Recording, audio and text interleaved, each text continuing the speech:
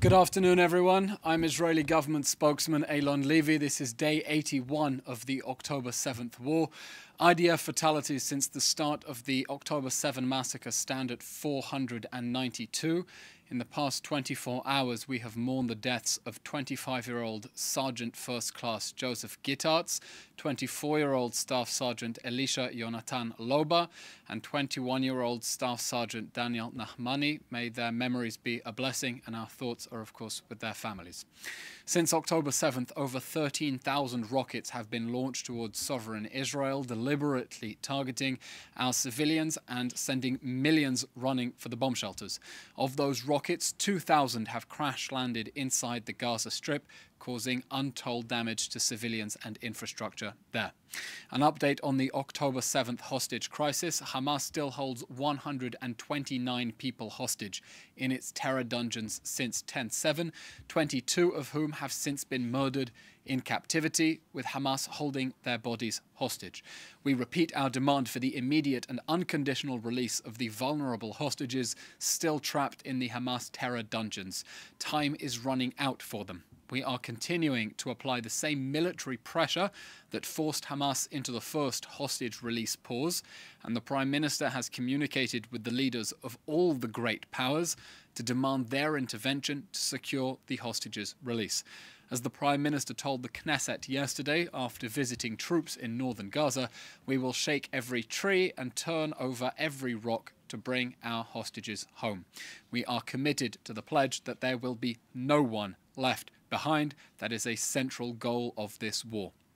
Israel remains committed to fighting this war until the end to create a new reality in the wake of the 10/7 massacre that will benefit Israelis and Palestinians alike. Yesterday, Prime Minister Netanyahu spelled out the 3D vision for peace between Israel and our neighbors in Gaza: the destruction of Hamas, the demilitarization of Gaza, and the de-radicalization of Palestinian society. Those are the three prerequisites for peace. First, as Hamas threatens more October 7th massacres, anything short of the dismantling of its military capabilities and the end of its political rule is a guarantee of further bloodshed. Second, we will have to ensure that Gaza is never again turned into a base of attacks against our people. That will require Israeli overriding security responsibility over Gaza for the foreseeable future, a temporary security zone on the perimeter of Gaza, and an inspection mechanism on the Gaza-Egypt border that prevents weapon smuggling. Third, and most importantly for enduring peace, Palestinian civil society must be transformed so that its people support fighting terrorism rather than funding it. Unfortunately, polls show that the overwhelming majority of Palestinians in the Gaza Strip and West Bank alike still support the October 7th atrocities, despite everything. That must change. We need to see courageous and moral leaders on the other side, able to condemn barbaric violence instead of denying it and giving Hamas political cover, as Palestinian Authority leaders have been doing. History shows that de-radicalization can transform even the most extreme societies into prosperous democracies and Western allies, and the same can and must happen here. For too long, failed foreign policy orthodoxies have kept this conflict on life support, trapping us in a cycle of violence. We urge the international community to help us secure these three conditions for peace after Israel's total victory over Hamas, in order to turn a new leaf in Gaza and offer hope to this region. An update on the deeply problematic involvement of the United Nations in this conflict. For too long, international officials have been deflecting blame onto Israel to cover up for the fact that they are covering up for Hamas. In failing to condemn Hamas for hijacking aid and failing to condemn it for waging war out of hospitals, they have been complicit partners in Hamas's human shield strategy. They have let the world down. We are demanding global accountability, and now we are leading by example. The Ministry of Foreign Affairs has announced that visa requests by UN employees will no longer be granted automatically and will instead be considered on a case-by-case basis. Israel will stop working with those who cooperate with the Hamas terror regime's propaganda machine, and we urge our allies to do the same and stand up for basic integrity in the global institutions that should serve and not sabotage international security. An update from the Northern Front. In the face of continued Hezbollah aggression, we are issuing a firm warning to the Iranian proxy on our northern border. Back off or be pushed away. The time is now for the international community to act for the full implementation of UN Security Council Resolution 1701, pushing Hezbollah's terror army away from our northern border. Every day that Hezbollah exists on our border in violation of international law is October 6th, posing an immediate threat of a much larger October 7th on the border with Lebanon. The State of Israel will not accept the continued displacement of 80,000 Israelis and the ongoing shelling of their homes. And the anti-tank missile attack just recently on the St. Mary's Greek Orthodox Church in Ikrit, injuring a civilian in Israel, is a reminder that for Hezbollah and its Iranian puppet masters, nothing is sacred. There is no going back. Either Hezbollah retreats as part of an effective diplomatic solution, our preferred option, or we will push it back ourselves using military force. Israel does not want a war on two fronts, but we will do whatever is necessary to return our people safely to their homes. That's the end of today's update. As always, we'll take your questions now. If you'd like to type your questions in the chat, and of course, please write down your names and media affiliations.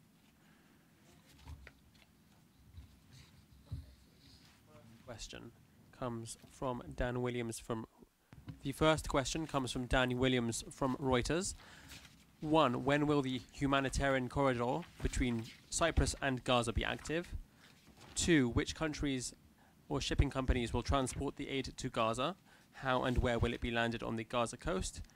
And 3. Israel has kept Gaza under naval blockade since 2007 and is legally required to exclude any and all ships from Gaza waters. How then can aid ships be admitted as part of this corridor? Mr. Williams, thank you for your question. I can say this. We are examining additional avenues for the international community to support civilian needs in Gaza, not through the Israeli crossings. It is, of course, a fiendishly difficult task to get aid into enemy-controlled territory when the enemy hijacks that aid, when UN agencies do not condemn it for doing so. And when we have updates, we will announce them. Now, for context, when Hamas declared war on October 7th, the Security Cabinet decided to close those crossings that Hamas destroyed as part of the massacre.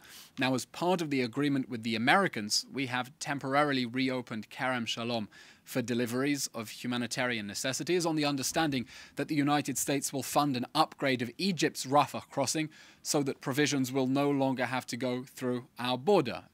Our role is to screen humanitarian aid trucks for Hamas weapons smuggling attempts, and there is still excess screening capacity at Nitzana and Kerem Shalom. If the United Nations wants more aid to get in, it should send more aid. There are no restrictions on our side, but as and when we have updates on the modalities of how more aid will be able to get in, we will of course announce them.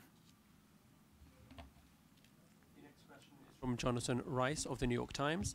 How does Israel view the Egyptian peace proposal, which, it has been reported, includes Hamas in a transitional Gaza government? The Israeli government remains committed to the goals of this war, which are to destroy Hamas's military and governing machine inside the Gaza Strip and the return of the hostages. We understand, and our allies understand, that this war must end with the end of Hamas. Hamas will no longer govern the Gaza Strip in a way that has allowed it to launch tens of thousands of rockets against our cities and to launch the October 7th massacre. Now, of course, I can't comment on any other specific details about specific negotiations other than to say it's been obvious from day one that Hamas is prioritizing its grip on power over the lives of the entire civilian population in the Gaza Strip. This war can end immediately if Hamas surrenders, turns over its war criminals, lays down its arms and immediately releases the hostages. And we think that should be the basic demand from all elements of the international community concerned with ending this war in a way that ensures that Hamas can never attack us again, to demand the unconditional surrender of the army of terror that launched the October 7th massacre.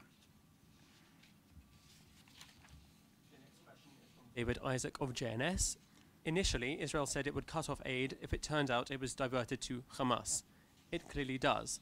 The US at the start also said aid would stop. Instead, the US calls for still more aid. is there any discussion of returning to the original formula of cutting aid off, since Israel has no obligation to resupply its enemies? First of all, Israel has no interest in seeing a humanitarian crisis or any sort of humanitarian suffering inside the Gaza Strip. Now that aid is not being delivered effectively because of Hamas's war, we're seeing all those aid agencies reminding the world of actually how much was going in through the Israeli crossings the day before the war and the day before Hamas decided to attack those crossings. We are demanding that the United Nations and other international agencies condemn Hamas for hijacking aid. We note, for example, that UNRWA, which has proven itself an ineffective mechanism for distributing aid, on 16th of October, I think it was, put out a tweet stating that Hamas had stolen supplies, including fuel, from its stockpiles, and then deleted that tweet, covering up for Hamas and denying reports on social media, which were in fact its own tweets. We want to see the international community calling Hamas to account for hijacking aid. And as we said, we will no longer accept international officials deflecting blame onto Israel and accusing it of all sorts of monstrosities in order to cover up the fact that they are covering up for Hamas. We don't want to see any humanitarian suffering in the Gaza Strip, and it is important that aid reach the civilians who need it and that Hamas not steal it. And we have to start with international accountability on that. The next question from Joel Park of Breitbart News. There are still rockets being fired at cities in the south. When does Israel anticipate being able to shut down rocket attacks from Gaza completely? Mr. Pollock, we're not going to give specific deadlines for when we're going to be able to block off rocket fire from the Gaza Strip, but that is a central aim of this war. We will no longer allow the Gaza Strip to be used as one rocket launch pad against Israeli cities. Now, already we have announced that we have captured and destroyed 30,000 explosives inside the Gaza Strip, including rocket launchers on trucks, including rockets that were ready to be fired at Israeli cities. And we're going to continue with that effort as we move through the Gaza Strip and dismantle the Hamas terror state. This is going to take time. Hamas has spent 16 years deliberately embedding itself in civilian areas, and we've exposed the evidence of those rocket launchers embedded within mosques and scout centers and other civilian infrastructure.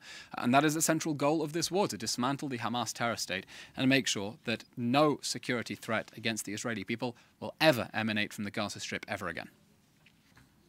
One final question from Anna Julian of the Jewish Press. The US is, quote, preparing the Palestinian Authority for a role in Gaza on the day after the war. What is the government's response to this? The government has been clear. We will not tolerate the introduction of any element into the Gaza Strip that funds as opposed to fighting terrorism. We have seen the Palestinian Authority Prime Minister Mohammed Shtayyeh calling Hamas an integral part of the Palestinian mosaic. Now, that is not a signal from someone who is serious about fighting terrorism. That is a signal from an authority that is making excuses for terrorism, covering up for terrorism, and giving it political cover. We think that whoever governs the Gaza Strip the day after Hamas must be committed to fighting terrorism, repudiating its violent ideology, instead of giving it political cover. And the Palestinian Authority at the moment is not a partner for that reconstruction effort. And it's worth remembering that the last time Israel gave the Gaza Strip on a silver platter to the Palestinian Authority, it ended up getting toppled from power and Hamas took over, and we will not be repeating the same mistakes again. We're good students of history. Okay, and that's all for today. Thank you very much, everyone, and we'll update you about the timing of tomorrow's press conference. Thank you very much. Everyone keep safe. Thank you.